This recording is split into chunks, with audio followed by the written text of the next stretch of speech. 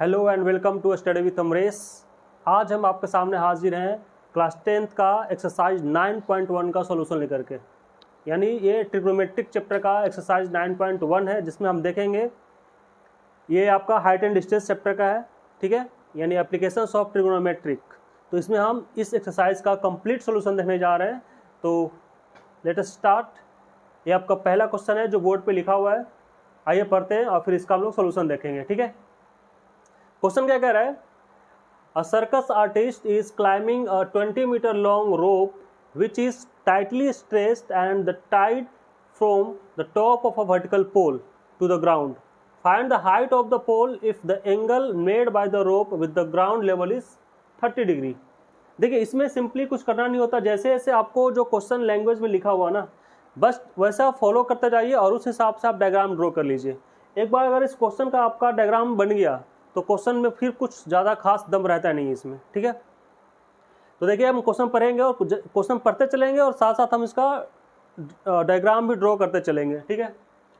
बोला है कि a circus artist is climbing a 20 metre long rope, ठीक है। एक रस्सी है ना, जिसका लेंथ दिया हुआ हमारा 20 मीटर लॉन्ग है ना। ये आपका रस्सी का लेंथ दिया हुआ है, which is tightly stretched and tight from the top of a vertical pole. तो मान लीजिए ये हमारा एक वर्टिकल पोल है। हम यहाँ पे डायग्राम बनाते हैं आपका। सपोज ये हमारा वर्टिकल पोल है और इस वर्टिकल पोल के टॉप से यहाँ से एक रस्सी बंधा हुआ है।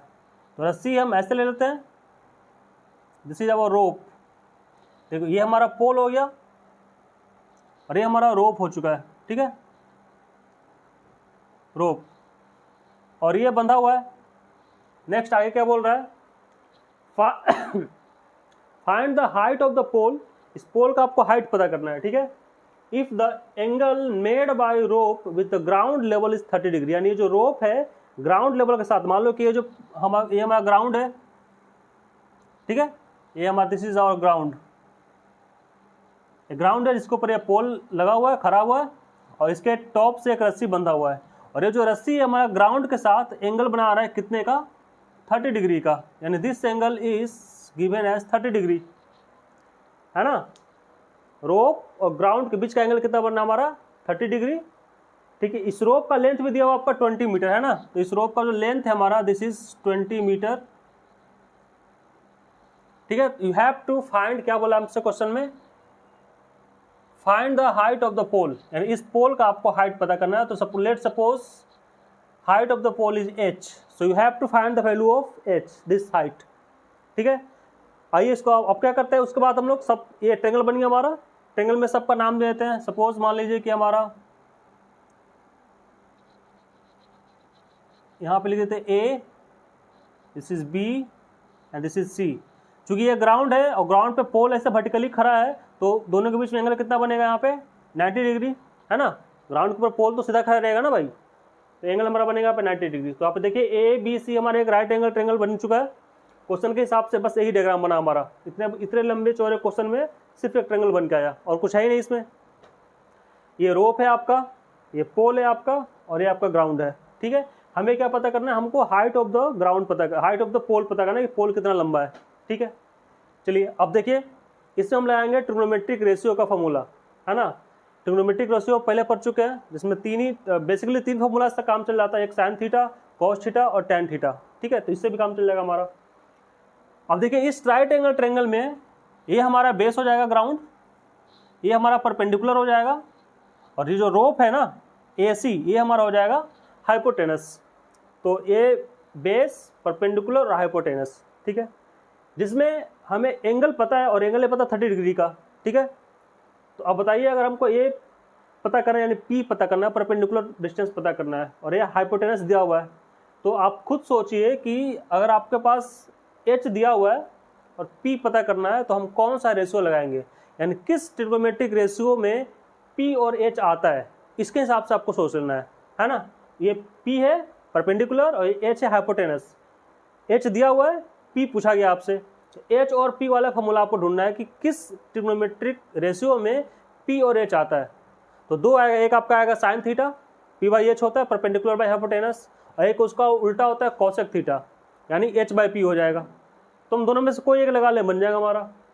तो आइए यहाँ आप लिखेंगे इन ट्रेंगल ABC, ABC में आप देखिए साइन एंगल यहाँ पे कितना हमारा C ना, तो साइन C, ठीक है।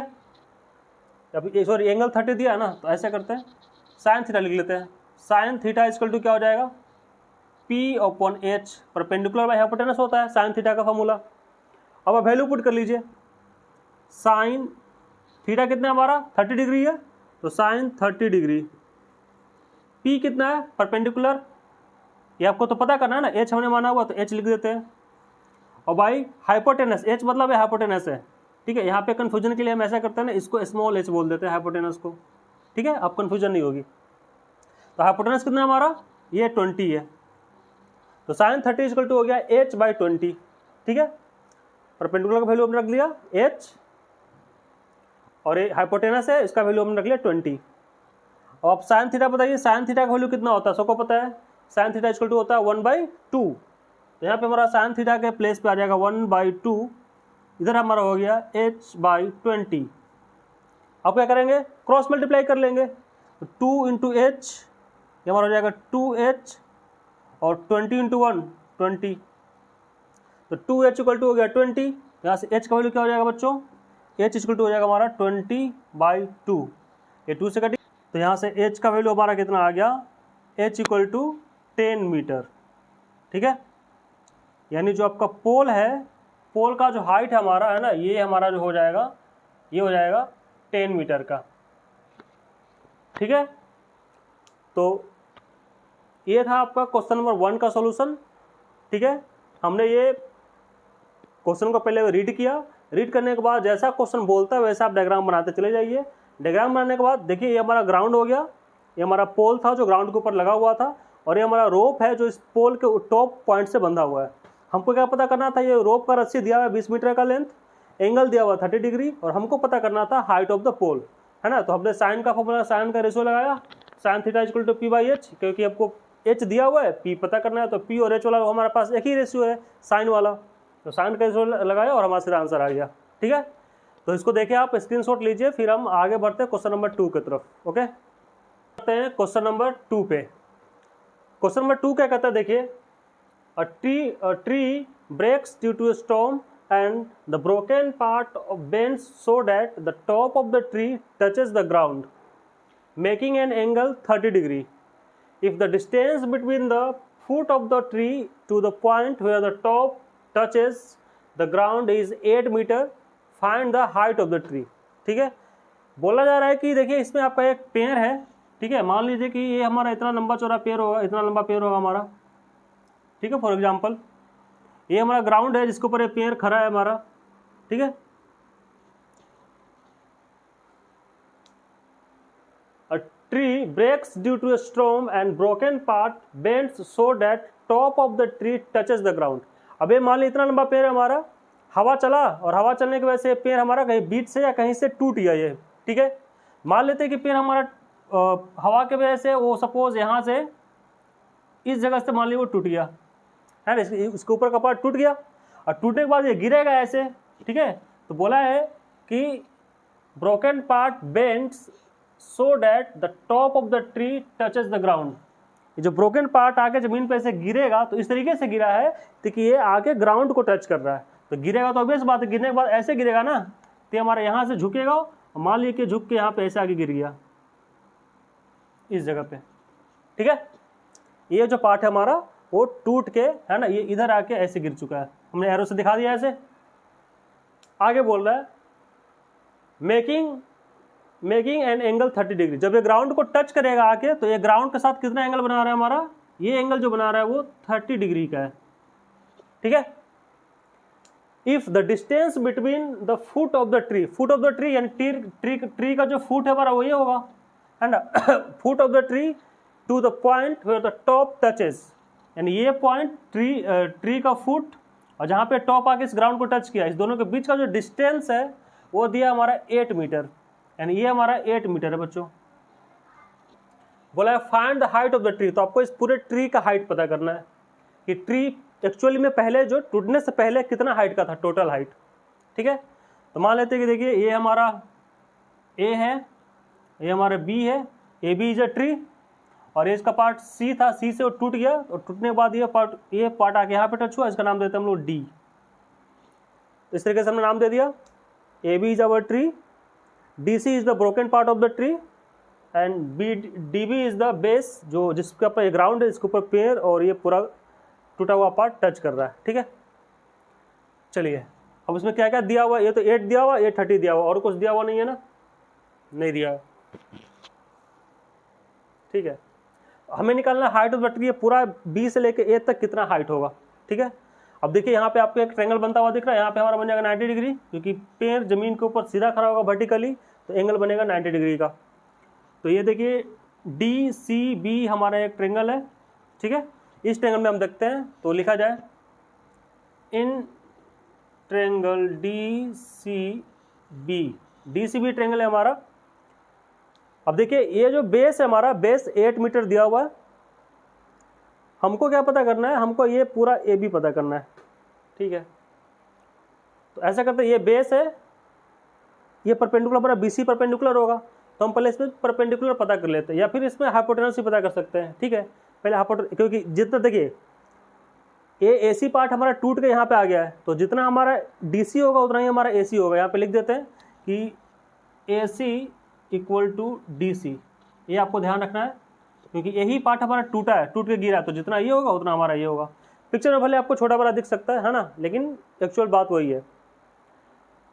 तो पहले हम, मेरे पास बेस पता है, ये हमारा हाइपोटेनस है, ये परपेंडिकुलर है, तो बेस से हम ये हाइपोटेनस निकाल लेते हैं पहले। ठीक है, हाइपोटेनस क्या हो जाएगा हमारा, अब देखिए बेस दिया हुआ है, हाइपोटेनस पता करना है, तो बी और एच के बीच का आप रिलेशन पता कीजिए, कौन सा वो ट्रिग्नोमेट्रिक रेशियो है जिसमें बी और एच आता है। तो अब देखिए वो हमारा है कॉस थीटा, होता है ना, cos theta equal to base by hypotenuse B by H.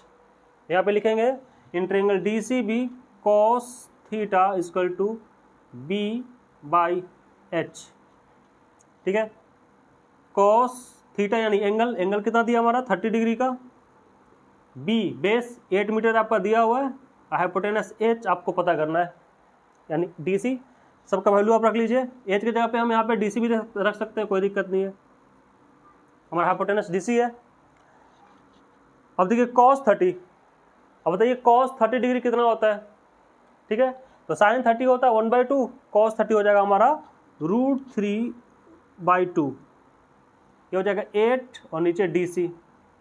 अब यहाँ से हम कर लेंगे क्रॉस मल्टीप्लाई, तो जब हम क्रॉस मल्टीप्लाई करेंगे तो क्या मिलेगा हमें, डी सी में √3 से करेंगे तो हो जाएगा डी सी √3, और 8 में 2 से करेंगे तो हो जाएगा ये 16। ठीक है, यहाँ से डी सी इक्वल टू क्या हो गया बच्चों, 16/√3, ये आ गया। ठीक है, तो ये हमारा डी सी का वैल्यू आ गया 16/√3। अब देखिए ये अगर 16/√3 आया, तो ये भी हमारा 16/√3 होगा।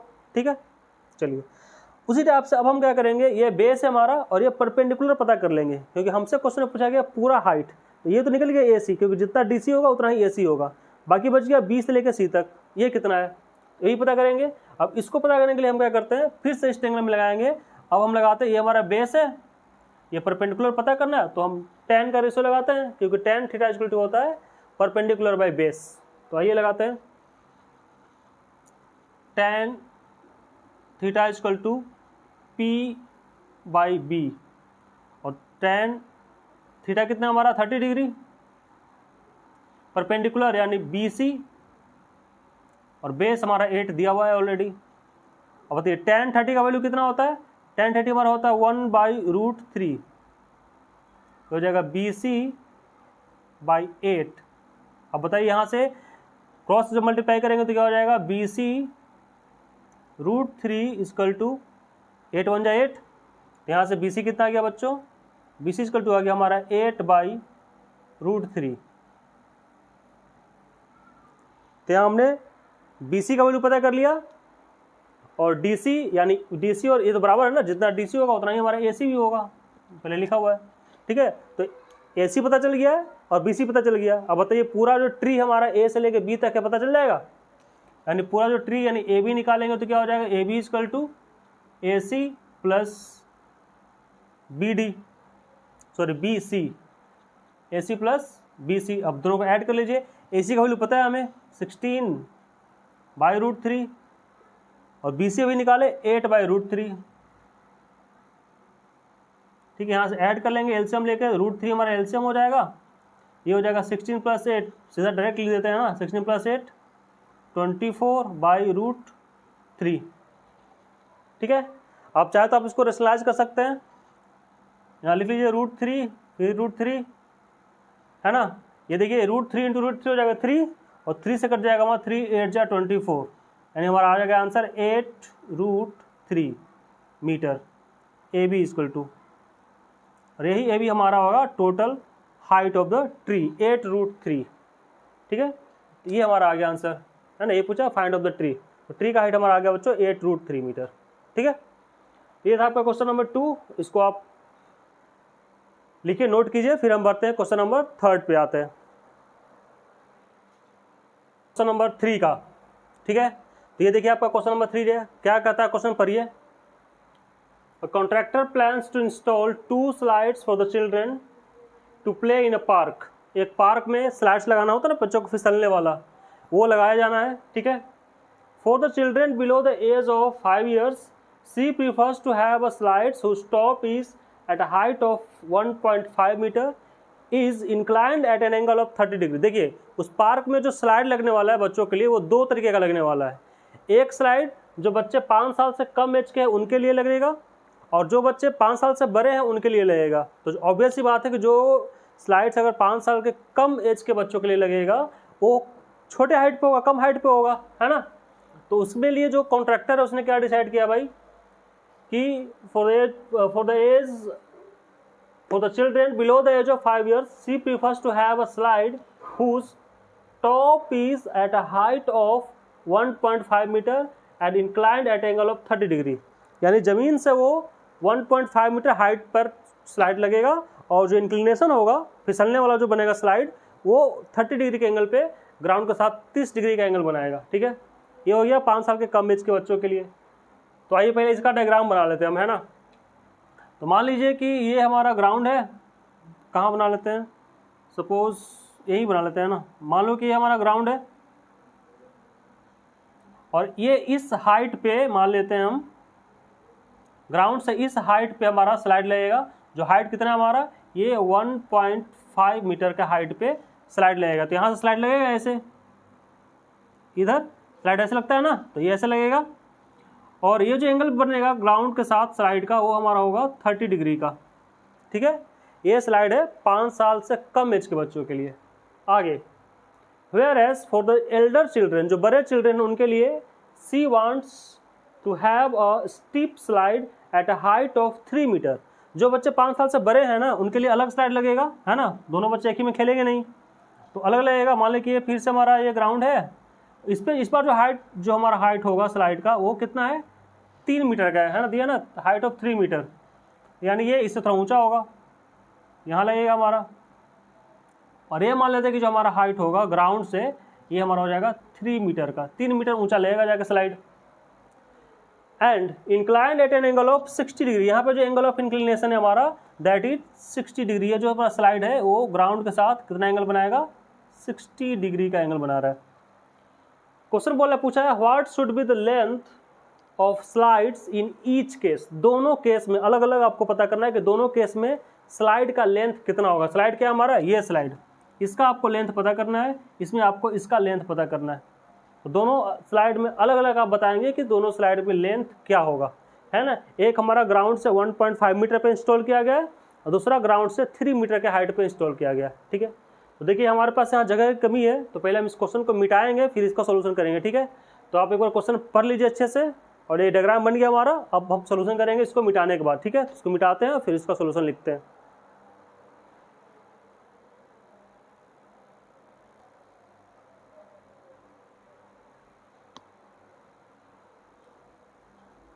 तो हमने क्वेश्चन मिटा दिया है ना। मिटाने के बाद अब आइए इसका देखते हैं कैसे बनेगा ये क्वेश्चन। ठीक है, तो ये पहला केस हमारा जो 5 साल से कम एज के लिए, और ये हमारा बड़े बच्चों के लिए। तो पहले इसको देख लेते हैं। इसको मान लेते हैं ये हमारा फर्स्ट मान लेते हैं, this is our second slide. ठीक है, तो स्लाइड 1। पहले स्लाइड में क्या करते हैं हम, देखिए ये हमारा डायग्राम है, ठीक है। इसमें जो एंगल ऑफ दिया, ये हमारा एंगल दिया हुआ 30 डिग्री का, हाइट दिया हुआ 1.5 मीटर। हमें पता करना है कि ये स्लाइड का लेंथ क्या है। तो देखिए अगर इस ट्रेंगल का नाम रख देते हैं हम ए बी सी, यहाँ हमारा हो जाएगा 90 डिग्री का। तो इस ट्रेंगल में देखिए राइट एंगल ट्रेंगल में आपको ये परपेंडिकुलर है जो कि 1.5 आपको पता है, हाइपोटेनस आपको पता करना है और ये एंगल दिया हुआ है, ठीक है। तो देखिए आपको ये परपेंडिकुलर दिया हुआ है, हाइपोटेनस पता करना है। तो P और H के बीच का रिलेशन ढूंढने के कौन सा ऐसा ट्रिग्नोमेट्रिक रेशियो है जिसमें P यानी परपेंडिकुलर और हाइपोटेनस आता है। तो क्या है हमारे लिए साइन थीटा, क्योंकि साइन थीटा होता है sine theta equal to perpendicular by hypotenuse. तो इन ट्रेंगल ABC हम लगाएंगे साइन थीटा इक्वल टू हमारा होता है P/H, परपेंडिकुलर बाई हाइपोटेनस। आइए वैल्यू रखते हैं, साइन थीटा, थीटा का वैल्यू कितना हमारा 30 degree, sine 30 equal to P, perpendicular क्या है हमारा AB, और हाइपोटेनस कितना है हमारा AC, ठीक है। परपेंडिकुलर AB था और हाइपोटेनस हमारा AC है, रख लिया। अब इसका वैल्यू रख लिया साइन, देखिए साइन थीटा का वैल्यू कितना होता है, साइन थीटा इक्वल टू होता है हमारा 1/2, AB हमारा दिया हुआ 1.5 और AC पता करना है तो AC को AC रहने देते हैं, ठीक है। अब यहाँ पे क्रॉस मल्टीप्लाई कर लीजिए तो AC इंटू 1 AC और 1.5 इंटू 2 1.5 गुना 2 3 हो जाएगा। तो ये हमारा AC आ गया 3, यानी ये जो AC हमारा स्लाइड होगा ना इसका आ गया 3 मीटर लेंथ। बताइए कितने छोटे में क्वेश्चन इतना आसानी से बन गया, एक पार्ट बन गया आपका। पहले स्लाइड में पहले जो पहला जो स्लाइड लगेगा उसमें जो स्लाइड का लेंथ होगा हमारा, ठीक है, 5 साल से कम एज के बच्चों के लिए वो 3 मीटर का होगा। ये इसका लेंथ जो होगा यहाँ से यहाँ तक A से C तक आपका 3 मीटर आएगा। कितना सिंपल सा क्वेश्चन है, बताइए कुछ है ही नहीं इसमें। अब अजय उसी टाइप से सेकंड स्लाइड के लिए, ये दूसरे वाले में इसका हाइट कितना होगा ये पता करना है। यहाँ लिखेंगे 4 स्लाइड 2। सेकंड स्लाइड में देखिए यहाँ भी सेम फार्मूला आपका लगेगा, एंगल दिया है 60 डिग्री, परपेंडिकुलर दिया है, हमको हाइपोटेनस पता करना है। इसका भी नाम रख लेते हैं, मान लो इसका नाम P Q एंड R रख लेते हैं। यहाँ हमारा हो जाएगा 90 डिग्री का, तो लिखेंगे इन ट्रेंगल PQR। अगेन यहाँ पे हम साइन थीटा लगाएंगे, साइन का रेशियो लगाएंगे, क्यों, क्योंकि हमको ये परपेंडिकुलर पता है, हाइपोटेनस पता करना है। तो P/H, again P/H value put कीजिए। साइन थीटा का वैल्यू यहाँ पे 60 डिग्री दिया है, एंगल हमारा 60 है, परपेंडिकुलर हमारा 3 है, हाइपोटेनस हमारा PR है यहाँ पे, ठीक है, PR। आगे अब बताइए साइन 60 का वैल्यू कितना होता है हमारा, साइन 60 होता है √3/2 इक्वल टू 3/PR। PR तो पता है ही नहीं, तो PR तो पता ही करना है, ठीक है। क्रॉस मल्टीप्लाई कीजिए तो √3PR इक्वल टू हमारा हो जाएगा 3 2 6। तो PR कितना आ गया बच्चों, PR आ गया हमारा 6/√3। अब यहाँ पे अगर चाहे तो हम इसको रेशनलाइज कर सकते हैं, है ना। इसको ऊपर नीचे √3 से मल्टीप्लाई और डिवाइड कर लीजिए। ये हमारा P था, इसके लिए यहाँ लिख देते हैं। अब देखिए ये हमारा हो जाएगा 6, कहाँ लिखे, देखिए √3 इंटू √3 हो जाएगा 3 और 3 2 6, ये कट गया 2 टाइम्स में। तो हमारा PR का जो वैल्यू आ गया बच्चों वो आ गया 2√3 मीटर का, ठीक है। यानी ये जो झूला लगेगा दूसरा वाला, इसमें स्लाइड का जो लेंथ होगा वो हमारा 2√3 का होगा। तो पहले का आंसर आ गया हमारा 3 मीटर और दूसरे का 2√3 metre. So that's all about your third question ना, ये क्वेश्चन थर्ड था हमारा। तो इतना सिंपल क्वेश्चन है, आप देख सकते हैं, दो अलग अलग चीज़ था आपको, दोनों अलग अलग केस में आपको स्लाइड का लेंथ पता करना था। एक में आपका 3 मीटर का स्लाइड लगेगा, एक में आपका 2√3 मीटर का स्लाइड लगेगा, ठीक है। चलिए अब हम आते हैं नेक्स्ट क्वेश्चन नंबर 4 पे। तब तक आप इसको देखिए, इसका स्क्रीनशॉट लीजिए। बात करते हैं हम लोग क्वेश्चन नंबर 4 का। 4 क्या क्वेश्चन है देखिए, the angle of elevation of the top of a tower from a point on the ground which is 30 metre away from the foot of the tower is 30 degree, find the height of tower. देखिए question छोटा है, बहुत simple है। बोला गया है कि the angle of elevation of the top of a tower, एक आपका टावर है, तो सपोज कि हमने आपका ये बना दिया टावर, ठीक है, वो इस ग्राउंड पे खड़ा है हमारा tower. The angle of elevation of the top of tower, यानी इस टावर के टॉप को आपको देखना है ग्राउंड से खड़े होके, है ना। तो एंगल ऑफ एलिवेशन ऐसे बनेगा, नीचे से ऊपर की तरफ।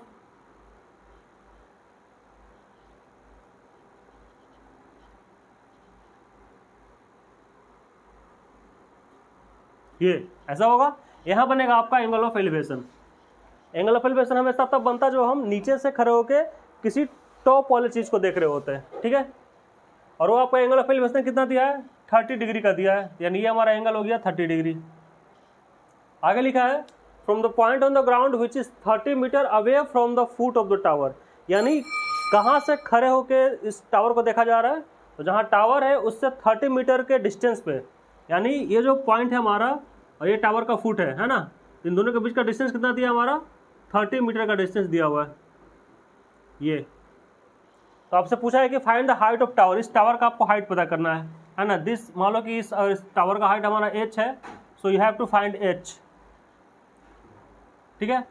मान लेते हैं ये हमारा a, ये b है, ये c है, तो this is ABC is right angle triangle, है ना। इस ट्रायंगल में आपको AB पता करना है, AB इज द टावर जिसका आपको हाइट पता करना है। तो बहुत सिंपल क्वेश्चन, देखिए आपका इस राइट एंगल ट्रायंगल में ये आपका बेस हो गया, परपेंडिकुलर हो गया, और AC हमारा हाइपोटेनस हो गया, जिसमें आपका बेस पता है और हमको ये परपेंडिकुलर पता करना है। तो बेस और परपेंडिकुलर के बीच का जो रिलेशन है, आप उसका बताइए कि किस फॉर्मूला में हमारा दोनों के बीच का रिलेशन आता है, P और B। तो P और B किस में आता है, tan में, tan theta equal to perpendicular by base. यहाँ पे हमारा आ जाएगा बच्चों, हम लगाएंगे in triangle ABC tan theta, formula क्या होता है, P by B perpendicular by base. tan theta यानी एंगल का वैल्यू कितना दिया हमारा, 30 डिग्री, तो tan 30 डिग्री इक्वल टू होगा P, यानी परपेंडिकुलर कितना हमारा, ये AB है, और बेस कितना हमारा, ये BC है। वैल्यू पुट कर लीजिए, tan 30 का वैल्यू कितना होता है, tan 30 हमारा होता है 1/√3। फिर AB को हमने h माना है तो h रख देते हैं, that is height of tower, और BC हमारा कितना हो जाएगा, वो 30 दिया हुआ है, ठीक है। अब यहाँ से कर लेंगे क्रॉस मल्टीप्लाई, तो क्रॉस मल्टीप्लाई करेंगे तो क्या होगा, h इंटू √3 हो जाएगा, h√3 या √3h इक्वल टू 30 इंटू 1 हमारा हो जाएगा 30। यहाँ से अगर हमको h पता करना है तो h इक्वल टू क्या हो जाएगा हमारा, 30/√3, ये आ गया h का वैल्यू 30/√3। अब हम अगर चाहे तो इसको रेशनलाइज कर सकते हैं, है ना। तो h इक्वल टू क्या हो जाएगा हमारा, 30/√3, इसको रेशनलाइज कर लेते हैं तो मल्टीप्लाई √3 और नीचे में डिवाइड √3, ठीक है। तो हमारा हो जाएगा, देखिए 30√3 बाई √3 इंटू √3 नीचे में हो जाएगा 3, है ना, √3 इंटू √3 इक्वल टू 3, 3 से कट गया हमारा, 3 10 जा 30, तो हमारा आंसर जो आ गया, यानी h जो हमारा जो आ गया वो कितना आ गया, 10√3 मीटर, यानी ये जो हमारा हाइट ऑफ टावर है डेट इज 10√3 मीटर, ठीक है। ये हमारा बन गया। देखिए कितना छोटा सा क्वेश्चन था, सिंपल सा क्वेश्चन है, बस इसमें आपको ट्रायंगल बनाना है और tan थीटा का फॉर्मूला लगा देना, आंसर ऑटोमेटिक आ जाएगा, ठीक है। तो सारे इस आपका जितना भी हाइट एंड डिस्टेंस का क्वेश्चन होगा उस समय इसी टाइप से आपको अप्रोच लेना है, ठीक है। तो आप इसका स्क्रीनशॉट लीजिए, फिर हम बढ़ते हैं क्वेश्चन नंबर 5 की तरफ। क्वेश्चन नंबर 5 क्या कहता है, देखिए, a kite is flying at a height of 60 metre above the ground, एक पतंग है जो ग्राउंड से 60 यानी 60 मीटर ऊपर आपका उड़ रहा है। तो मान लीजिए कि ये हमारा ग्राउंड है, ठीक है, इसको थोड़ा स्ट्रेट बना लेते हैं। सपोज ये हमारा ग्राउंड है और यहाँ से 60 मीटर ऊपर, ये सपोज यहाँ हमारा 60 मीटर है, 60 मीटर ऊपर यहाँ से ग्राउंड से एक पतंग है जो इस जगह पे उड़ रहा है, ठीक है। आगे क्या बोलता है कि the string is attach to the kite is temporarily tied to a point on the ground. जो आप चूंकि पतंग में धागा लगा होता है, तो जो धागा हमारा ना, ये इसको टेम्पररली ये ग्राउंड पे किसी पॉइंट पे बांध दिया गया, ग्राउंड पे, है ना, जिसे जमीन पे यहाँ पे मान लो बांधा हुआ है, ये आपका धागा है पतंग का, ठीक है। The inclination of the string with the ground is 60 degree. ये जो धागे का इंक्लिनेशन है ग्राउंड के साथ कितना झुका हुआ है ये, तो ये 60 डिग्री के एंगल पे आपका धागा पतंग का बंधा हुआ है, ठीक है। ये आपका पतंग का हो गया स्ट्रिंग, धागा, ठीक है। यहाँ पे मान लीजिए आपका कोई पतंग उड़ रहा होगा, ठीक है, इस तरीके से हमने बना दिया ये पतंग, ठीक है। Find the length of the string. आपको इस स्ट्रिंग का लेंथ पता करना है कि उस पतंग का धागे की लंबाई कितनी है। Assuming there is no slack in the string, यानी आपको ये एज्यूम करके चलना है कि जो पतंग का धागा है आपका कहीं से वो ढीला नहीं है, जो स्ट्रिंग एकदम टाइट है, और फिर उसका आपको लेंथ पता करना है, ठीक है। बहुत इजी क्वेश्चन है। आपका ट्रायंगल बन गया, राइट एंगल ट्रायंगल। यहाँ पे नाम दे दीजिए ए, बी और ए, सी। अब देखिए ए हमारा थीटा दिया हुआ 60 डिग्री, ये हमारा इस राइट एंगल ट्रायंगल में जो ए बी है हमारा, वो हो जाएगा हमारा परपेंडिकुलर डिस्टेंस। तो परपेंडिकुलर है, आपको पता करना ये स्ट्रिंग का लेंथ, तो ये हमारा क्या है, इस ट्रायंगल का हाइपोटेनस है। तो पी पता है आपको, एच पता करना है, तो पी और एच के बीच का हम रिलेशन फाइंड कर लेंगे, ठीक है। तो पी और बीच का रिलेशन कौन से रेशियो में आता है, तो पी और एच हमारा आता है साइन में, sine theta equal to perpendicular by hypotenuse. तो सिंपली यहाँ पे लगा देंगे in triangle A B C sine theta, है ना, यहाँ पे लिख लेते हैं साइन थीटा इक्वल टू क्या होता है, पी बाई एच, ठीक है। अब साइन थीटा वैल्यू पुट कीजिए, साइन थीटा कितना हमारा एंगल ऑफ इंक्लिनेशन जो वो 60 डिग्री का है, तो sine 60 degree equal to P, यानी परपेंडिकुलर, यानी हमारा ए बी है perpendicular, A B by H, hypotenuse क्या हमारा ए सी, हो गया ए सी, ठीक है। अब वैल्यू रख लीजिए सबका। साइन 60 का वैल्यू कितना होता है, साइन 60 हमारा होता है √3/2, तो साइन 60 डिग्री इक्वल टू √3/2। और ए बी का लेंथ पता है 60 डिग्री, सॉरी 60 मीटर है। और ए सी हमारा कितना है, ए सी तो ये तो पता करना है ना, तो ए सी लिख लिया यहाँ पे, ठीक है। अब आप यहाँ पे चाहो तो क्रॉस मल्टीप्लाई कर लेंगे, ए सी को √3 से मल्टीप्लाई करेंगे तो हो जाएगा ए सी √3, और इधर 60 को 2 से करेंगे तो हो जाएगा हमारा 120, 60 × 2 हो जाएगा 120।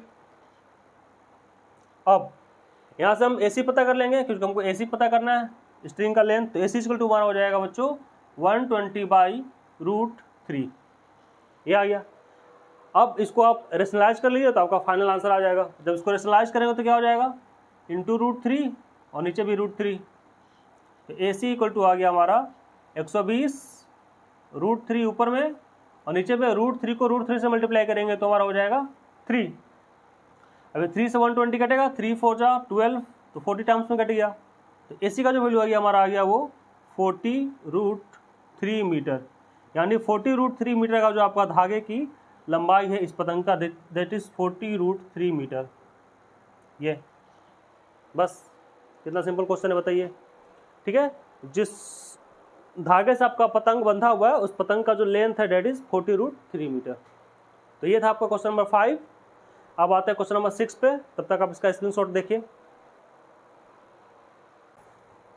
क्वेश्चन 6 कहता है a 1.5 metre tall boy is standing at some distance from a 30 metre tall building. देखिए इसमें क्या है कि एक आपका 30 मीटर टॉल बिल्डिंग है, मान लेते कि हमारा बिल्डिंग है जो इसका हाइट है 30 मीटर, और ये बिल्डिंग इस ग्राउंड पे होगा हमारा, है ना, ये ग्राउंड मान लेते हैं। तो 30 मीटर एक टॉल बिल्डिंग है और एक लड़का है, 1.5 metre tall boy is standing at some distance from 30 metre tall building. इस बिल्डिंग से कुछ डिस्टेंस पे एक लड़का खड़ा है जिसका हाइट है 1.5 मीटर। सपोज मान लो कि हमारा लड़का हो गया यहाँ पे, ये मान लेते हैं, इसका हाइट दिया है 1.5 मीटर, यानी 1.5 मीटर का एक लड़का इस 30 मीटर के बिल्डिंग से कुछ डिस्टेंस पे खड़ा है, ठीक है। The angle of elevation from his eyes to the top of the building increases from 30 degree to 60 degree as he walks towards the building. अब ये बच्चा जैसे जैसे बिल्डिंग की तरफ बढ़ रहा है ना, जैसे जब मान लीजिए सपोज कि जब बच्चा यहाँ पे खड़ा होगा तो यहाँ से जब ये बिल्डिंग को देख रहा होगा ना, आइस चूँकि आदमी का आँख ऊपर होता है ना, तो यहाँ से देखेगा, तो यहाँ से टॉप का जो एंगल ऑफ एलिवेशन है हमारा, वो मान लेते हैं कि हमारा शुरुआत में कितना था, 30 डिग्री था। ठीक है। अब जैसे जैसे क्वेश्चन बोला है कि the angle of elevation from his eyes to the top of the building increases from 30 to 60 as he walks towards the building. जैसे जैसे बच्चा ये बिल्डिंग की तरफ बढ़ रहा है ना, बिल्डिंग के तरफ ऐसे जा रहा है हमारा बच्चा, तो ये जो एंगल ऑफ एलिवेशन है वो भी चेंज करेगा। ऑब्वियस बात है, जब पोजीशन चेंज हो जाएगा तो मान लो कि ये कुछ टाइम बाद ये चलते हुए इधर आ गया, यहाँ पे आ गया, इस जगह पे आ गया हमारा वो लड़का। अब इस जगह पे जो बच्चा आया है, यहाँ से अगर आप एंगल ऑफ एलिवेशन देखते हैं इस पॉइंट से उस टॉप बिल्डिंग के टॉप का, तो ये जो एंगल ऑफ एलिवेशन बनता है ये हमारा होगा 60 डिग्री का। ठीक है। पहले था 30, जैसे वो कुछ दूर आगे बढ़ा और फिर वहाँ से जो एंगल ऑफ एलिवेशन था वो 60 से चेंज होकर 30 से चेंज होकर 60 डिग्री हो गया। बोला find the distance he walk towards the building. तो आपको बताना है कि बच्चा कितना दूर बिल्डिंग के तरफ गया है ना। पहले यहाँ पे था, यहाँ से जब यहाँ पे इस जगह इस पॉइंट से इस पॉइंट पे आया, तो इस पॉइंट के बीच का आपको ये डिस्टेंस पता करना है। ठीक है। चलिए तो ये पता करते हैं। पहले सबका हम नेमिंग कर देते हैं। ये हमारा ए हो गया, ये बी हो गया, यहाँ पे ये सी, डी, ई, और इसको भी मान लेते हैं कुछ एफ। ठीक है। एक यहाँ ही बचा हुआ, इसको भी मान लेते हैं जी। ठीक है। तो सारे पॉइंट्स का हमने नाम रख लिया है ना। अब देखेंगे कि हमको निकालना क्या है। मेन हमको जो निकालना है कि बच्चा पहले यहाँ पे था सी पॉइंट पे, वो सी से चल के बिल्डिंग की तरफ गया है एफ पॉइंट पे, तो सी से एफ के बीच का डिस्टेंस क्या होगा ये पता करना है।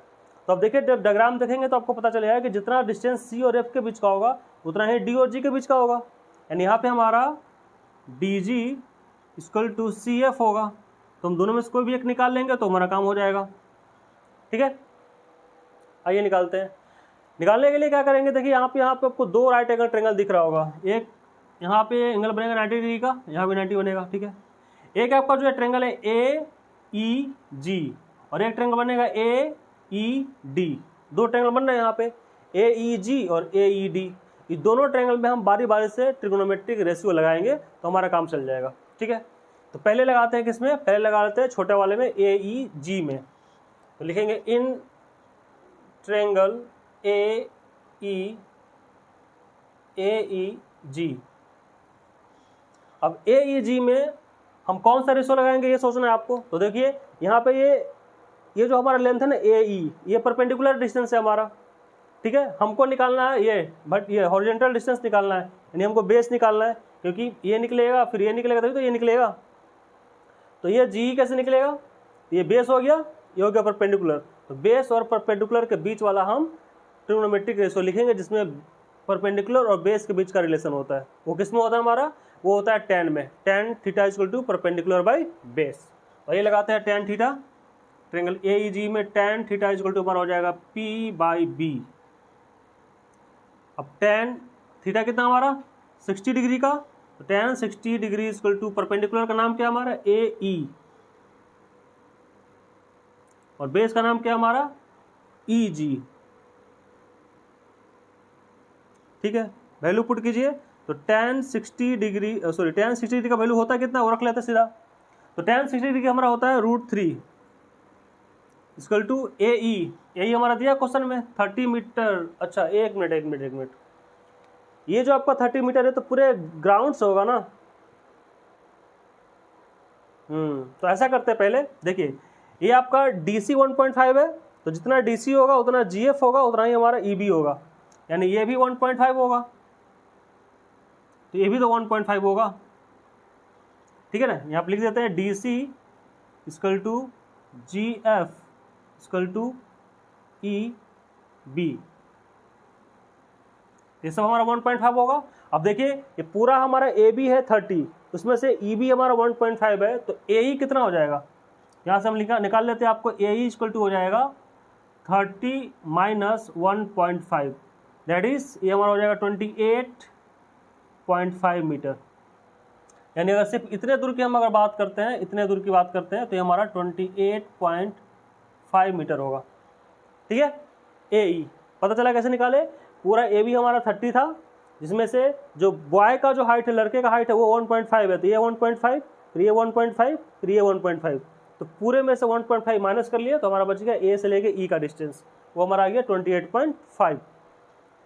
तो ए की जगह पर लिख लेंगे हम 28.5, और नीचे ई जी तो पता है नहीं, तो ई जी को ई जी रहने देते हैं।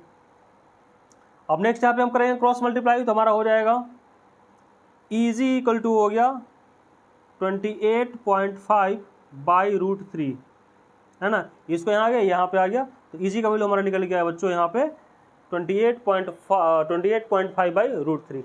ठीक है, तो ये आ गया ई जी।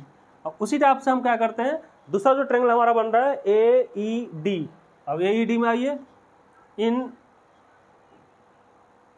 Triangle A E D, A E D में सेम कंसेप्ट आपका tan 30 डिग्री लगाएंगे, यहाँ पे यहाँ भी 10 लगेगा, क्योंकि ये परपेंडिकुलर डिस्टेंस पता है हमको, और ये पता करना है कितना हॉरिजॉन्टली वो चला है बॉय उसका तरफ।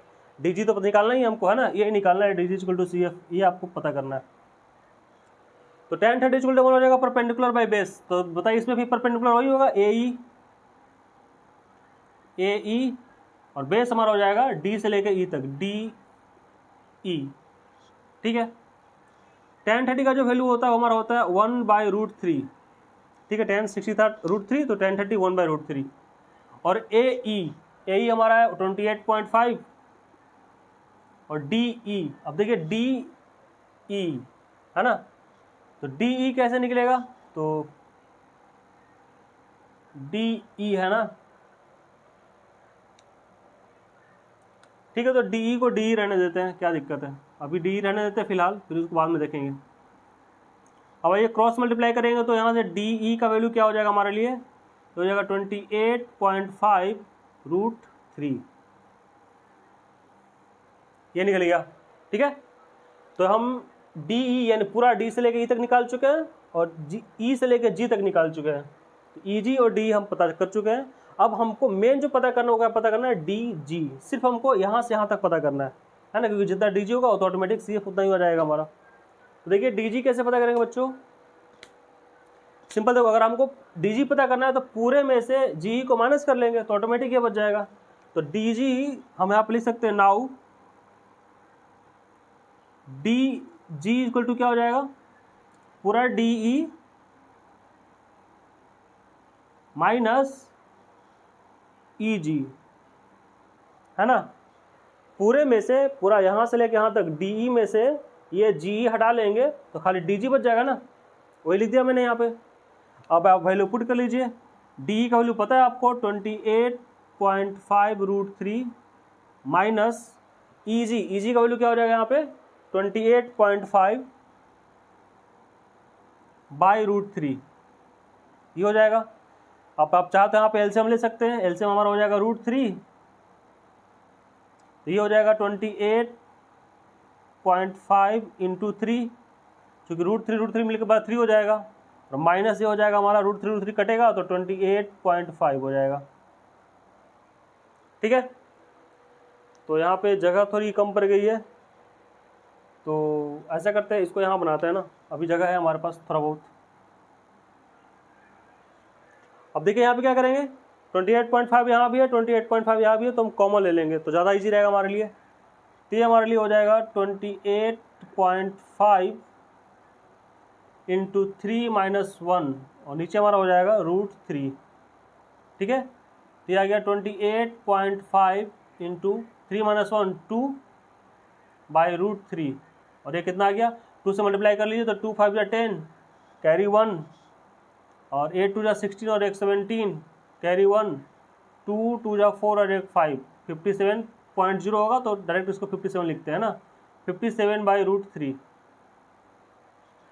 अब अगर इस 57 बाई रूट 3 को हम रेशनलाइज करेंगे तो क्या हो जाएगा हमारे पास, ये इंटू रूट 3 और नीचे भी रूट 3, तो देखिए यहाँ पे ये रूट 3 इंटू रूट 3 हो जाएगा 3, और 3 हमारा कट जाएगा 57 से, यानी मतलब 3 से कट जाएगा 57, तो क्या हो जाएगा ये कितने बार में कटेगा, और 3 से कट जाएगा हमारा ये 3 1 जा 3 और 3 9 जा 27, तो ये हमारा आ गया 19 √3। ठीक है, यानी हमारा जो ये जो DG का जो वैल्यू आया ये आ गया 19√3, और जितना DG होगा उतना ही हमारा CF होगा, तो डेट इज ऑल्सो 19√3। तो ये आपका आ गया आंसर। थोड़ा सा ये जगह की कमी की वजह से ऐसा हो गया है ना, ऐसे। ठीक है, आपका ये फर्स्ट स्टेप है, ये सेकंड स्टेप है, और ये आपका थर्ड स्टेप है। तो फाइनल आंसर जो हमारा वो डेट इज 19√3। इतना डिस्टेंस बच्चा चलेगा तो उसका जो एंगल ऑफ एलिवेशन है वो 30 डिग्री से चेंज होकर 60 डिग्री का हो जाएगा। ठीक है, तो आप इसको उतारिए, इसको नोट डाउन कीजिए, फिर हम बढ़ते हैं क्वेश्चन नंबर 7 की तरफ। ओके, बात करेंगे क्वेश्चन नंबर 7 का। ठीक है, देखिए क्वेश्चन नंबर 7 क्या कहता है, from a point on the ground the angle of elevation of the bottom and top of a transmission tower fixed at the top of a 20 meter high building are 45 degree and 60 degree respectively, then find the height of the tower। ये question हमारा। ठीक है, इससे बोला गया है कि एक बिल्डिंग है हमारा। ठीक है, मान लेते कि ये हमारा एक बिल्डिंग है। ठीक है, ये हमारा ग्राउंड है, इस बिल्डिंग का हाइट आपको दिया हुआ है, यहां तक ये बिल्डिंग हमारा, इस बिल्डिंग का हाइट आपको दिया हुआ है 20 मीटर, लिखा है ना, at the top of a 20 metre high building, यहां पे लिखा हुआ है। आगे बोलता है कि हाँ, from a point on the ground the angle of elevation of the top and bottom. अब ये हमारा ग्राउंड है। ठीक, इस ग्राउंड से एक टावर लगा हुआ है इस बिल्डिंग के ऊपर, यहाँ तक बिल्डिंग है हमारा, इस बिल्डिंग के ऊपर एक टावर है। तो मान लेते कि यहाँ से हमारा एक टावर को स्टार्ट होता है, सपोज ये यहाँ तक हमारा बिल्डिंग है और ये हमारा टावर है, दिस इज टावर। ठीक है, बोला गया कि ग्राउंड से एक बार टॉप को, इस टावर के टॉप को और टावर के बॉटम को, देखिए अगर ये टावर है हमारा, ये इस टावर का टॉप पॉइंट हो जाएगा और बॉटम पॉइंट हो जाएगा, ये नहीं होगा क्योंकि ये तो बिल्डिंग है ना। क्वेश्चन ने बोला है सिर्फ किसका, from a point on the ground the angle of elevation of the top and bottom of transmission tower. तो टावर के टॉप और बॉटम से हम एंगल लेंगे। ठीक है, एक बार इस जमीन पे खड़े होकर आप इसके बॉटम को देखिए और एक बार इसके टॉप को देखिए, तो दो एंगल बनेगा, एक ये हमारा बनेगा, एक हमारा ये बनेगा बड़ा वाला। और ये एंगल कितना बन रहा है, तो 45 एंड 60 डिग्री रिस्पेक्टिवली। तो 45 कौन सा, वैसे भी कॉमन सेंस लगाइए, छोटा एंगल है हमारा तो ये 45 हो जाएगा, ये 45 डिग्री, और ये बड़ा वाला हमारा कितना हो जाएगा 60 डिग्री। तो दो एंगल बन रहा है यहाँ पे, एक बार बॉटम को देखने पे, एक बार टावर के टॉप को देखने पे। ठीक है, बोला गया find the height of tower. आपका जो टावर है ना, यहाँ से लेके यहाँ तक इसका हाइट पता करना है। ठीक है, तो मान लेते हैं कि हमारा नाम ये A है, ये B है, ये C है और ये D है। इसमें जो टावर क्या है AC हमारा टावर है, और इसी का हाइट आपको पता करना है कि AC का लेंथ कितना है। ठीक है, A से लेकर C तक आपको पता करना है। ठीक है, ये 20 दिया हुआ है, ये एंगल दोनों दिया हुआ है। आइए पता करते हैं। देखिए बहुत सिंपल क्वेश्चन है, यहाँ हमारा एंगल बनेगा 90 डिग्री का। ठीक है, अब देखिए इसमें कितने राइट एंगल ट्रेंगल बन रहे हैं। एक ट्रेंगल आपका बन रहा है CBD, छोटा वाला ट्रेंगल नीचे वाला, एक बन रहा बड़ा वाला है ABD। तो एक CBD और एक ABD, दोनों ट्रेंगल में हम बारी बारी से ट्रिग्नोमेट्रिक रेशियो लगाएंगे और हमारा काम हो जाएगा। बस यही काम करना है। आइए पहले लगाते हैं छोटा वाला में। ठीक है, सो इन ट्रेंगल कौन सा, C, किसी में लगा लेते हैं पहले, कोई दिक्कत नहीं, CBD, इन ट्रेंगल CBD में अगर हम लगाते हैं, देखिए ये परपेंडिकुलर डिस्टेंस हमको पता है, ये पता कर लेते हैं, क्योंकि जो ये जो ग्राउंड है ना, ये दोनों ट्रेंगल में हमारा सेम कॉमन आएगा। अगर बड़ा वाला भी ट्रेंगल लेते हैं तो वहाँ भी हमारा बेस BD ही होगा, और छोटा वाला ट्रेंगल में भी बेस हमारा BD ही होगा। तो हम BD निकाल लेते हैं तो हमारे लिए आसानी हो जाएगा। तो देखिए ये BD हमारा बेस है और ये परपेंडिकुलर है, तो बेस और परपेंडिकुलर के बीच का रिलेशन 10 का रेशियो लगेगा तो काम होगा हमारा। तो इन ट्रेंगल CBD में लगाएंगे 10 कितना, tan theta equal to P/B, perpendicular by base, और tan थीटा का जो वैल्यू होता है वो tan थीटा, यहाँ पे एंगल कितना हमारा छोटा वाला है ना, ये 45 है, तो tan यहाँ लिखेंगे 45 डिग्री, ठीक है। और tan 45 इक्वल टू हमारा क्या हो जाएगा, P परपेंडिकुलर कितना हमारा, ये BC, और बेस कितना हमारा BD। वैल्यू पुट कर लीजिए, tan 45 हमारा होता है 1, tan 45 डिग्री का वैल्यू 1 होता है। BC कितना है हमारा, BC 20, और BD तो पता नहीं है, तो BD को BD रहने देते हैं। तो यहाँ से क्रॉस मल्टीप्लाई करेंगे तो BD टू 1 BD, और 20 के नीचे कुछ है नहीं तो 1 होगा। तो यहाँ से हमारा BD का जो वैल्यू आ गया बच्चों, वो आ गया 20 मीटर का। यानी ये जो हमारा है ना ग्राउंड BD, ये हमारा 20 मीटर का हो गया, ठीक है। अब देखिए ये 20 पता चल गया, और जब बड़ा वाला ट्रायंगल लेंगे ना उसमें भी ऑलरेडी हमारा BD आएगा, तो BD का वैल्यू हम पहले से निकाल चुके हैं, इसका यूज कर लेंगे, ठीक है। अब आते हैं हम लोग बड़े वाले ट्रायंगल में। बड़ा ट्रायंगल कौन सा हमारा, ABD है ना, पूरे वाले बड़े वाले में। तो इन ट्रायंगल ABD बड़े वाला में सेम लगाएगा tan का रेशियो, tan डायरेक्ट लिख दिया आपने, यहाँ पे एंगल हमारा 60 बन रहा है, तो tan 60 degree equal to perpendicular by base, यानी परपेंडिकुलर क्या हमारा हो जाएगा AB, और बेस तो हमारा वही BD रहेगा, ठीक है। इस पर परपेंडिकुलर हमारा बनेगा AB पूरा, और ABC बनेगा, ठीक है। tan 60 डिग्री का वैल्यू कितना होता है आपको पता होगा, tan 60 होता है हमारा √3, और AB कितना है देखिए, AB पूरा है ना, तो AB को हम क्या लिख सकते हैं, ये B से लेके C, BC और प्लस AC दोनों को जोड़ेंगे तो AB पूरा आएगा ना, तो AB की जगह पे हम BC प्लस AC लिख सकते हैं, ठीक है।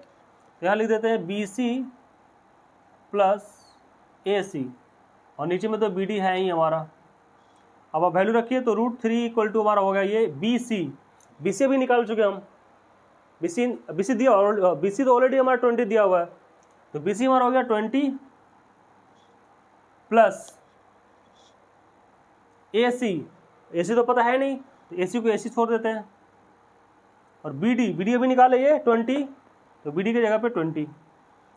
अब आप यहाँ से कर लीजिए क्रॉस मल्टीप्लाई, तो 20 को √3 से मल्टीप्लाई करेंगे तो हो जाएगा 20 √3, और BC प्लस AC को नीचे कुछ नहीं तो 1 करके करेंगे तो इतना रह जाएगा। तो हमारा हो जाएगा क्रॉस मल्टीप्लाई करने पे 20 प्लस AC इक्वल टू 20 √3, ठीक है।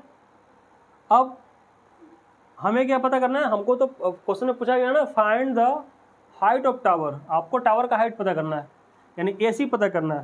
तो ठीक है, यहाँ से AC निकाल लेते हैं, अब तो बन ही गया। AC निकालेंगे तो क्या हो जाएगा, AC इक्वल टू 20 √3, और ये 20 जब इधर आएगा तो माइनस में, ठीक है। यहाँ से हमारा आ गया AC इक्वल टू 20 कॉमन ले लेंगे, तो 20 कॉमन लेने में बचेगा √3, यहाँ से बचेगा -1, बस ये हमारा आ गया 20 इंटू √3 -1 मीटर, है ना, ये हमारा हो गया आंसर।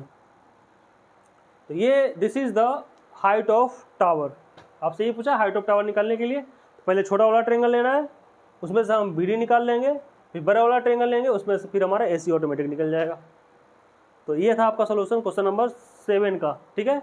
अब आते हैं क्वेश्चन नंबर 8 पे, तो आप इसका स्क्रीनशॉट लीजिए। क्वेश्चन नंबर 8, क्वेश्चन 8 क्या कहता है, A statue 1.6 meter tall stands on the top of a pedestal from a point on the ground, ठीक है।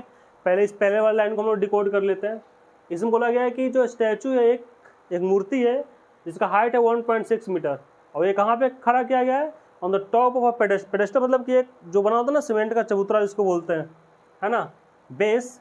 तो ये मान लीजिए हमारा ये ग्राउंड है,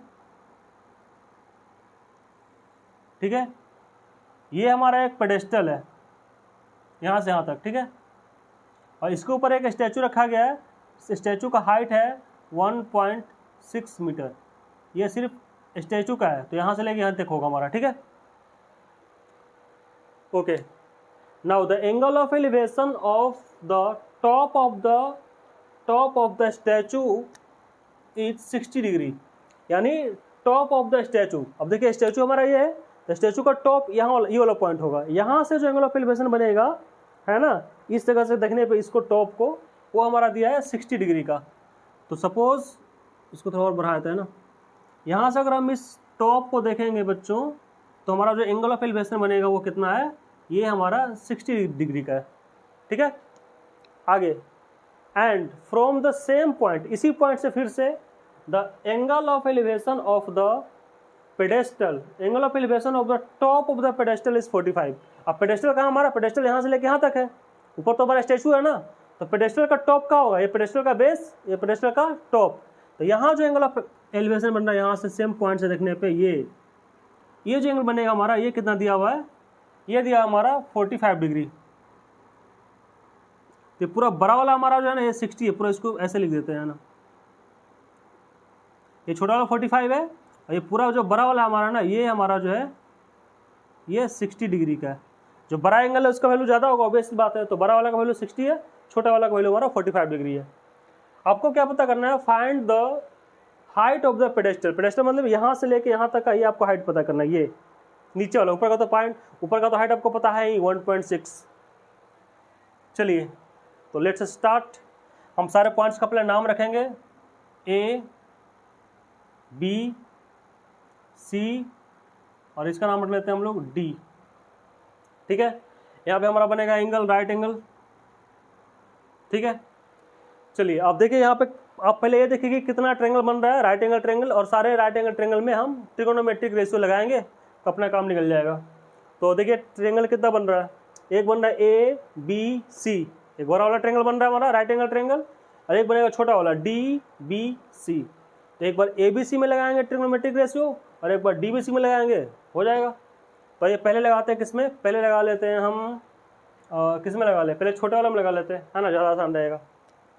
तो लिखेंगे in triangle D B C, D B C में जो हम लगाएंगे tan थीटा। tan थीटा क्यों लगाया गया, क्योंकि आपसे क्या पूछा गया, find the height of pedestal, ये आपको पूछा गया है, यानी ये तो आपको निकालना है ही परपेंडिकुलर डिस्टेंस।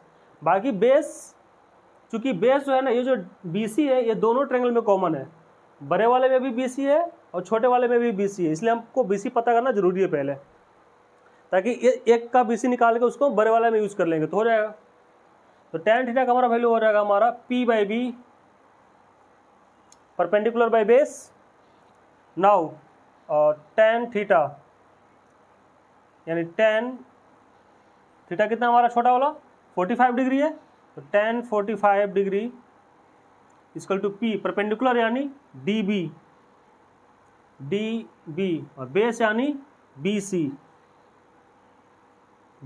ठीक है, देखिए यहाँ पे लिख ही देते हैं आपको समझदारी के लिए, मतलब समझने के लिए कि जो हमारा AD है ना, AD क्या है हमारा, AD आपका स्टैचू है, और BD क्या है हमारा, BD जो हमारा वो पेडेस्टल है। तो ये हमारा BD पेडेस्टल है और AD हमारा जो है वो स्टैचू है। चलिए और वैल्यू यहाँ पे पुट कीजिए आप, tan 45 का वैल्यू होता है 1 इक्वल टू BD तो दिया भी नहीं है, चलो कोई बात नहीं, BD को BD रहने देते हैं, और BC भी तो नहीं पता है, चलो कोई बात नहीं, इसको भी BC रहने देते हैं। अब यहाँ से अगर क्रॉस मल्टीप्लाई करेंगे तो हमारा BD और BC क्या आ जाएगा बच्चों, दोनों आ जाएगा बराबर, BD इक्वल टू BC, यानी ये जो हमारा है ये और ये दोनों क्या हो गया हमारा, इक्वल आ गया। ठीक है, चलिए अब हम आते हैं बड़े वाले ट्रायंगल में ABC में। तो जब ABC में लगेगा हमारा trigonometric ratio in triangle ABC, यहाँ भी हम लगाएंगे सीधा tan थीटा, यहाँ पे देखिए बड़ा वाला ट्रायंगल में जो एंगल बन रहा है वो क्या बन रहा है हमारा, पूरा ये जो पूरा है ना, ये कितना है, ये हमारा 60 डिग्री का है, तो यहाँ पे लगेगा tan 60 degree, correct. Perpendicular by base होता है tan का फॉर्मूला, परपेंडिकुलर यानी AB, बेस यानी BC, बेस तो दोनों जगह वही है। अब tan 60 डिग्री का वैल्यू कितना होता है, tan 60 डिग्री का वैल्यू होता है √3। बाकी बची हमारे AB, अब देखिए AB को यहाँ पे कैसे लिख सकते हैं, जैसे पहले वाले क्वेश्चन में हमने किया था, इसको भी वैसे ही AB को तोड़ के लिखेंगे। ये पूरा AB है ना, AB को हम लोग AD प्लस BD लिख सकते हैं ना, क्योंकि ए डी और बी डी दोनों को जोड़ेंगे तो ए बी आ जाएगा। तो ए बी की जगह पर हम लिखेंगे यहाँ पे A D plus B D, ठीक है। और बी सी तो बी सी ही है। चलिए अब हमको देखो, हमको पता क्या करना है, find the height of pedestal. आपसे क्वेश्चन में पेडेस्टल का हाइट पूछा है, पेडेस्टल यानी बीडी का हाइट पूछा है, ये बीडी हमको पता करना है। तो भाई इसमें हमको बीडी का वैल्यू पता करना है, तो बाकी सबको हटाना पड़ेगा, सिर्फ बीडी रहना चाहिए। देखिए बाकी सब कैसे हटेगा, √3 इक्वल टू ए डी का है, ए डी का हाइट आपको पता है ना, क्वेश्चन में दिया A D equal to 1.6 metre. तो आइए ए डी की जगह पर रखेंगे 1.6 प्लस बी डी तो पता करना ही है, तो बी डी तो रहना ही चाहिए हमारे पास, बाई बी सी। अब देखिए बी सी को कैसे हटाएंगे, क्योंकि जो हमको पता करना सिर्फ वही दिखना चाहिए, बाकी उसके अलावा सबको हटा दो यहाँ से। तो बी सी है, अब बी सी कैसे हटेगा, बी सी हटेगा यहाँ से। आप देखिए जब छोटे वाले ट्रायंगल में हमने रेशियो लगाया था, ट्रिग्नोमेट्रिक रेशियो, यहाँ से बी डी और बी सी का वैल्यू सेम आया था, B D equal to B C, है ना, ये बी सी और बी डी बराबर आया था। तो जहाँ पे हमारा बी सी है वहाँ की जगह बी सी की जगह पे हम बी डी लिख सकते हैं, क्योंकि दोनों सेम ही है। तो यहाँ बी सी की जगह पे लिख देंगे हम लोग बी डी। अब देखिए इस पूरे क्वेश्चन में आपके पास सिर्फ बी डी बचा हुआ है, बाकी कोई वेरिएबल नहीं है ना।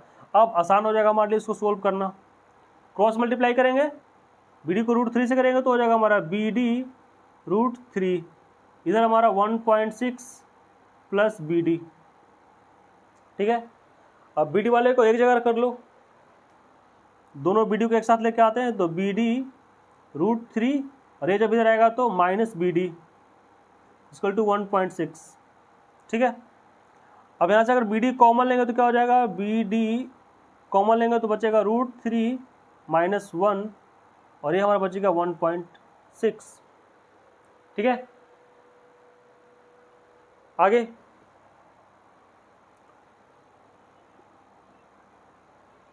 हमको बी डी पता करना है ना, हाइट ऑफ पेडेस्टल, ठीक है। तो बी डी पता करना है, तो बी डी इक्वल टू क्या हो जाएगा बच्चों, बी डी इक्वल टू हो जाएगा हमारा ये 1.6 बाई ये नीचे आ जाएगा √3 माइनस 1, ठीक है, ये आ गया।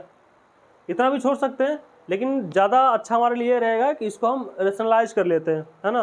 तो रेशनलाइज कैसे करते हैं आपको पता होगा, आपने बहुत 7-8 क्लास से पढ़ते हुए आए होंगे आप लोग, कि इसको नीचे वाला जो है ना डिनोमिनेटर, इसमें बीच वाले का साइन चेंज करके ऊपर नीचे मल्टीप्लाई कर लेते हैं।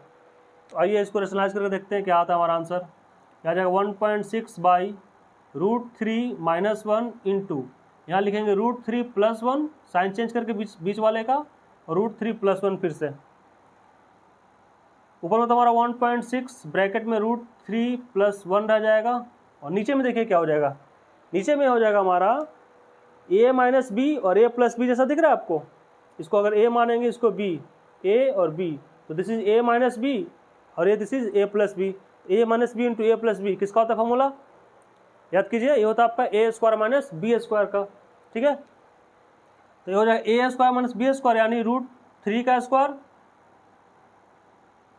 माइनस बी स्क्वायर 1 का स्क्वायर, जब का आ जाएगा 1.6 ब्रैकेट √3 प्लस 1, और नीचे देखिए √3 का स्क्वायर 3, 1 का स्क्वायर 1, और 3 माइनस 1 कितना हो जाएगा हमारा 2, तो नीचे आ गया 2। अब 2 से ये कटेगा, ये कटेगा हमारा 2 से 0.8 बार में कटेगा, क्योंकि 8 2 60 होता है। तो हमारा जो फाइनल आंसर आ गया वो आ गया 0.8 ब्रैकेट √3 प्लस 1, ये हमारा आ गया answer. This is the height of pedestal, यानी ये जो बी डी का जो हमारा लेंथ आया वो ये आ गया। ये कितना आ गया बच्चों, यहाँ पे लिख भी देते हैं हम, ये आ गया हमारा 0.8 ब्रैकेट √3 प्लस 1, ये हमारा आंसर आ गया, ठीक है। तो ये था क्वेश्चन नंबर 8। अब देखिए बात क्या है कि ये एक्सरसाइज जो पूरा आपका 16 क्वेश्चन है, तो अगर पूरा 16 क्वेश्चन एक ही वीडियो में अगर बनाएंगे तो वीडियो बहुत लंबा जा सकता है, लंबा चला ही जाएगा। इसलिए हम इस पूरे एक्सरसाइज को 9.1 को 2 पार्ट में बनाएंगे, 2 वीडियो में करके। तो इस वीडियो में आधा आपका हो चुका है, क्वेश्चन नंबर 8 तक। बाकी जो 8 क्वेश्चन है आपका, उसका सोल्यूशन हम लोग देखेंगे नेक्स्ट वीडियो में। तो ये 9.1 का फर्स्ट पार्ट है, बाकी आप तैयार रहिएगा 9.1 का सेकंड पार्ट के लिए बहुत जल्द लेकर आता है आपके सामने। तब तक के लिए आप देखते रहिए स्टडी विद अमरेश, और चैनल को लाइक कीजिए, सब्सक्राइब कीजिए, जितने बच्चे ज़्यादा हो सकते हैं उनको आप शेयर कीजिए, ताकि जो भी क्लास 10th के पढ़ने वाले बच्चे हैं उनको ये वीडियो मिल सके और उनको ये फ़ायदा पहुंचा सके ये वीडियो। ठीक है, चलिए मिलते हैं अगले क्लास में, तब तक के लिए नमस्कार।